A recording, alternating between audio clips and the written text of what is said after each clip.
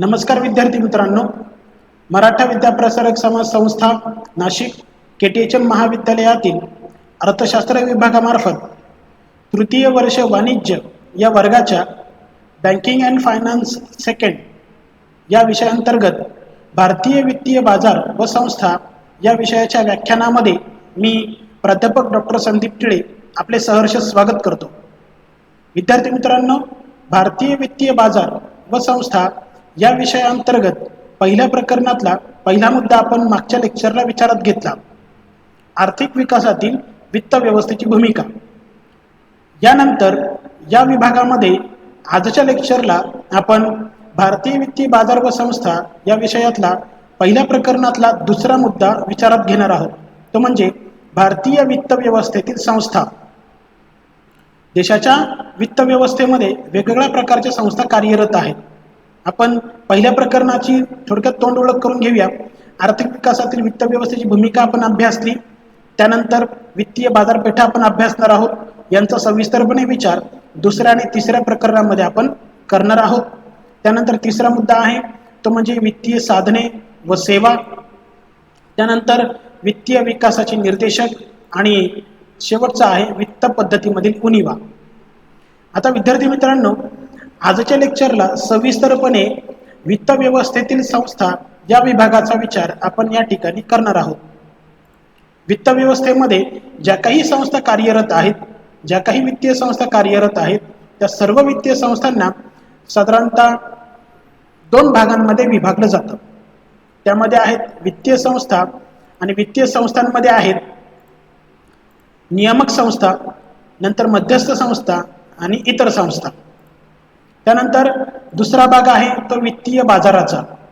वित्त व्यवस्थेतील संस्था म्हणून वित्तीय बाजारांचा आपण या ठिकाणी अभ्यास करणार आहोत, विचार करणार आहोत। वित्तीय बाजारामध्ये प्राथमिक बाजार, त्यानंतर नाणे बाजार व भांडवल बाजार आणि त्यानंतर संघटित आणि असंघटित बाजार असे बाजारांचे प्रकार आपण विचारात घेणार आहोत। त्यानंतर तिसरा विभाग आहे तो म्हणजे वित्तीय साधने व सेवा।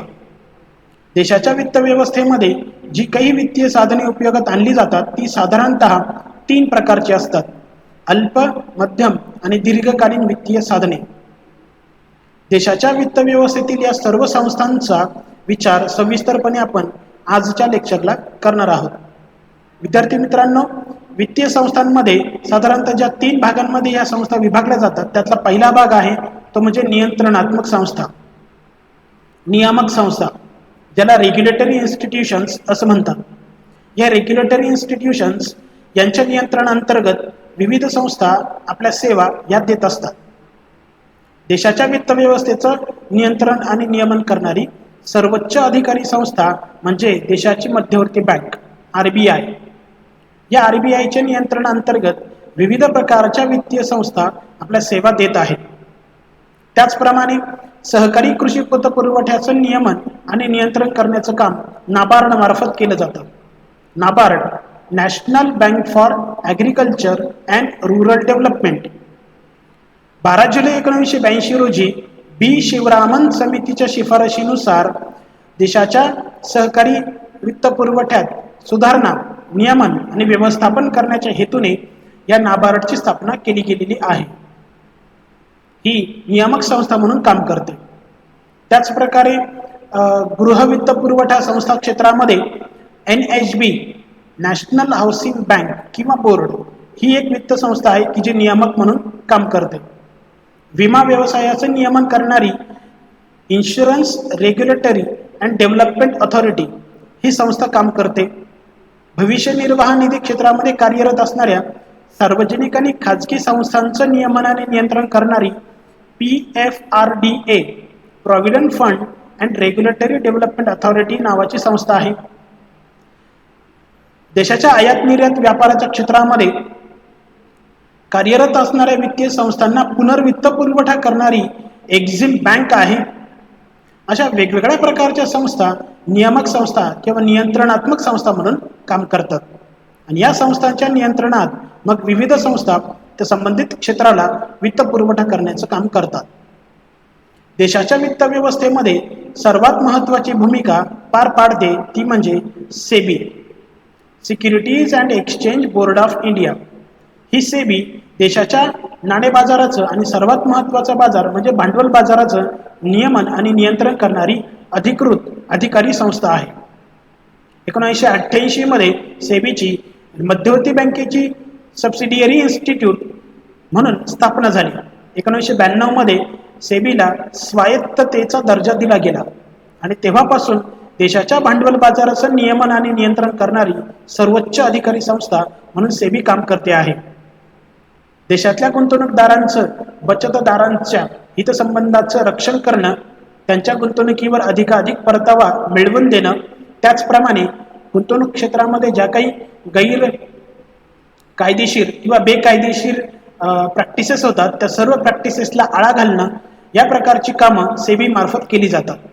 ज्या प्रकारचे भ्रष्टाचार, ज्या प्रकारचे घोटाळे होतील त्या सर्वांवर नियंत्रण आणि नियमन आणणं हे सेबीचं मुख्य काम आहे. म्हणजे देशाच्या भांडवल बाजाराची आणि म्हणून वित्त व्यवस्थांची एक नियामक संस्था म्हणून सेबी काम करते आहे. तर अशा प्रकारे एक नियंत्रक संस्था म्हणून सेबीचा आपण या ठिकाणी विचार करणार आहोत. त्यानंतर देशाच्या वित्त संस्थांमध्ये मध्यस्थ संस्था देखील काम करत आहेत. मध्यस्थ संस्थांमध्ये व्यापारी बँका येतात, सहकारी बँका येतात, गुंतवणूक संस्था येतात. अशा वेगवेगळ्या प्रकारच्या घटकांचा समावेश, संस्थांचा समावेश मध्यस्थ संस्था म्हणून होतो. व्यापारी बँकाही सर्वसाधारणपणे वेगवेगळ्या भागांमध्ये विभागल्या जातात. सार्वजनिक व्यापारी बँका आहेत, खाजगी व्यापारी बँका आहेत. सार्वजनिक व्यापारी बँका देखील राष्ट्रीयकृत बँका आणि स्टेट बँक ऑफ इंडिया अशा दोन भागांमध्ये विभागल्या जातात. खाजगी बँका जुन्या खाजगी बँका आणि नवीन खाजगी बँका अशा भागांमध्ये विभागल्या जातात. यांच्या जोडीलाच प्रादेशिक ग्रामीण बँका देखील मध्यस्थ संस्था म्हणून काम करतात. आता मध्यस्थ संस्था याचा अर्थ या संस्था बचतदाराकडनं बचत गोळा करून त्या गुंतवणूकदारांना गुंतवणुकीसाठी उपलब्ध करून देतात. म्हणजे बचतदार आणि गुंतवणूकदार या दोघांमध्ये मध्यस्थाचं काम या संस्था करतात. बँका बचतदारांकडनं ठेवींच्या स्वरूपामध्ये बचती संकलित करतात आणि कर्जाऊ निधीची आवश्यकता असणाऱ्या गुंतवणूकदारांना त्यातूनच निधी उपलब्ध करून देतात. म्हणजेच बँका बचतदार आणि गुंतवणूकदार या दोघांमध्ये मध्यस्थ संस्था म्हणून काम करतात. तसंच बिगर बँका वित्त संस्था या देखील मध्यस्थ संस्था म्हणून काम करतात किंवा विकास वित्तीय संस्था देखील मध्यस्थ संस्था म्हणून काम करतात.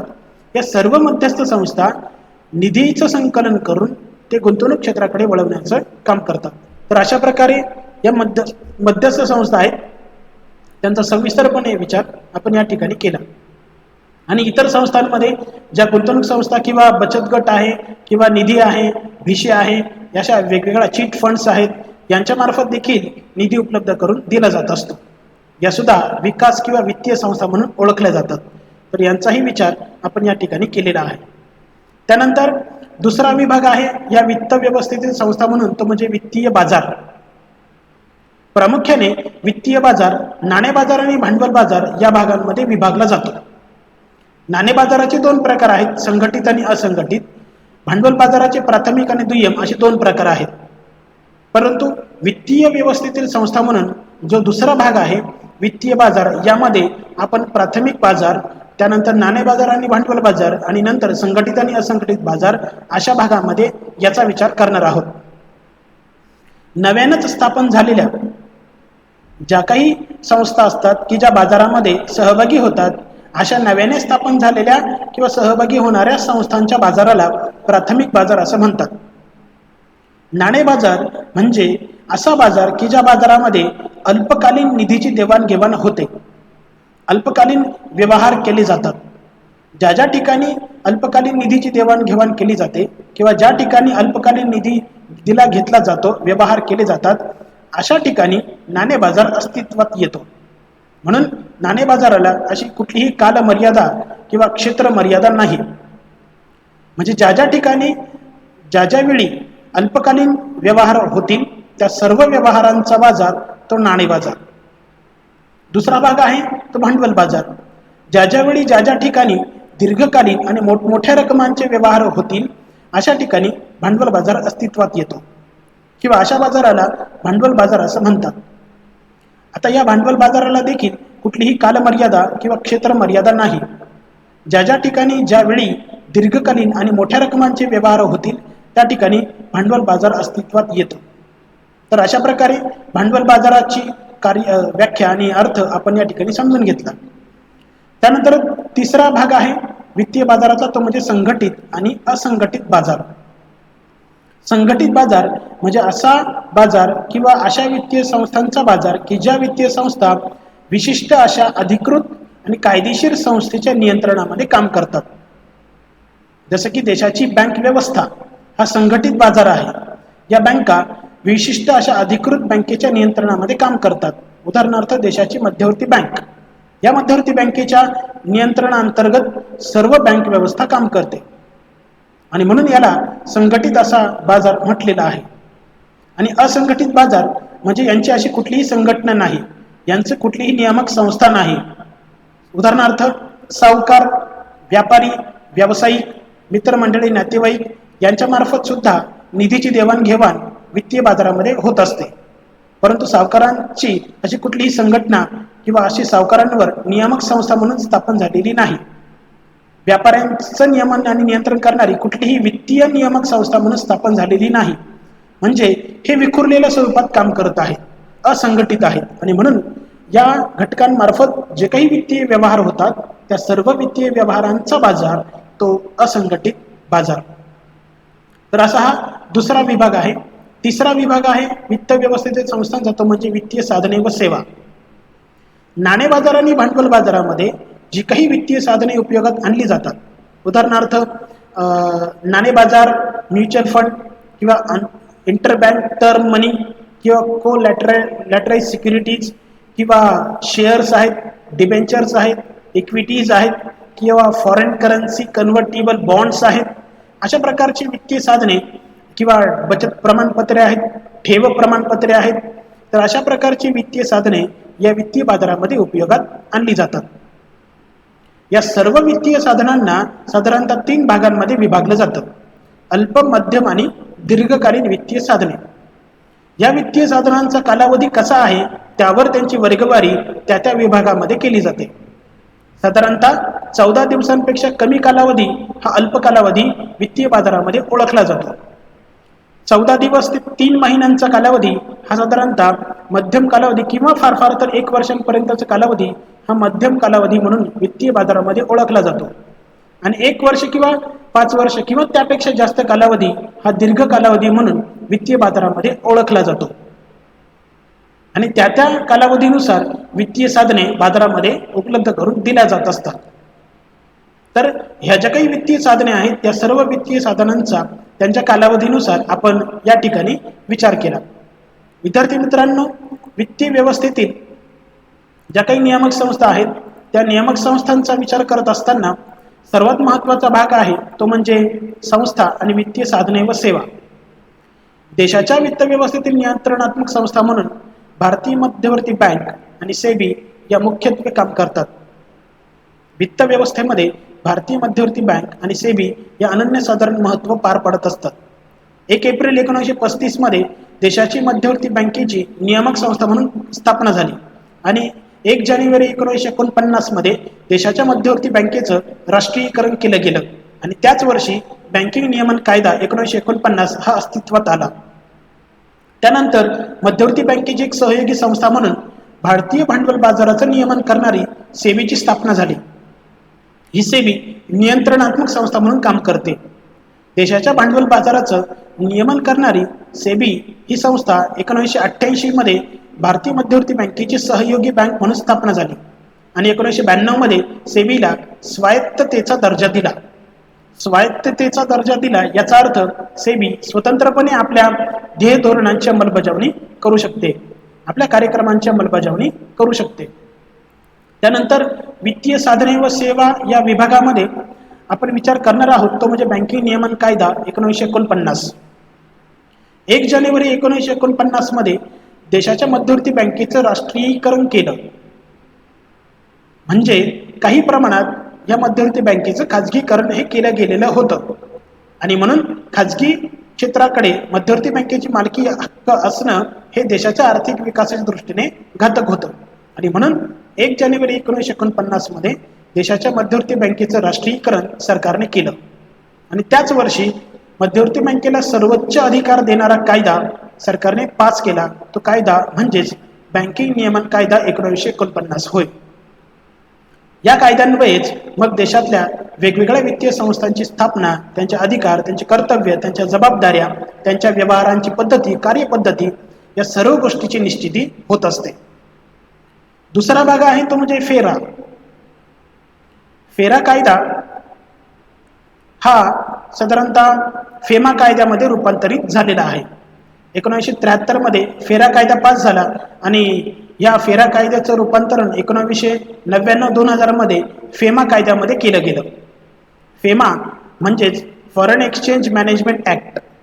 या कायद्यांतर्गत फेमा कायद्यांतर्गत परकीय चलनाचं व्यवस्थापन हे केलं जातं आहे. त्यानंतर तिसरा मुद्दा आहे तो म्हणजे चलन आणि पतधोरण. देशाच्या वित्त व्यवस्थेमध्ये चलनविषयक साधने आणि सेवा आणि पतधोरणाला अनन्यसाधारण असं महत्त्व आहे. चलनविषयक धोरणाची अंमलबजावणी देशाच्या मध्यवर्ती बँकेमार्फत केली जात असते. या चलनविषयक धोरणाची 2 भाग आहेत. एक आहे गुणात्मक साधने आणि दुसरा आहे संख्यात्मक साधने. संख्यात्मक साधनांमध्ये बँक दर, रोख राखीव निधी किंवा वैधानिक तरलता प्रमाण यासारख्या साधनांचा समावेश होतो. गुणात्मक साधनांमध्ये समजावणी, नैतिक समजावणी किंवा मॉरल सॉशल किंवा बँक आणि गुंतवणूकदार यांना समन्स किंवा कर्ज आणि तारण यातलं अंतर अशा वेगवेगळ्या साधनांचा समावेश या गुणात्मक साधनांमध्ये होत असतो. उपभोग कर्जाचं नियंत्रण करणं याही बाबीचा समावेश या गुंतवणूक साधनांमध्ये होत असतो, चलनविषयक साधनांमध्ये होत असतो. तर विद्यार्थी मित्रांनो, असं हे मध्यवर्ती बँकेचं जे काही पत किंवा चलनविषयक धोरण आहे की ज्याची देशाच्या आर्थिक विकासाच्या दृष्टीने फार महत्त्वाची अशी बाब आहे. त्यानंतर केंद्रीय अर्थसंकल्प हा एक महत्त्वाचं वित्तीय साधन आहे.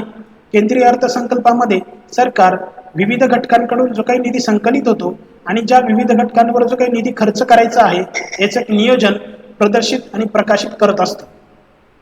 या केंद्रीय अर्थसंकल्पामध्ये सरकार पुढच्या वर्षी कोणत्या क्षेत्रावर किती खर्च करायचा, वित्तीय संस्थांमार्फत किती खर्च करायचा याचं नियोजन करत असतं आणि म्हणून केंद्रीय अर्थसंकल्प हा देखील एक महत्त्वाचा वित्तीय साधन म्हणून ओळखला जात असतो.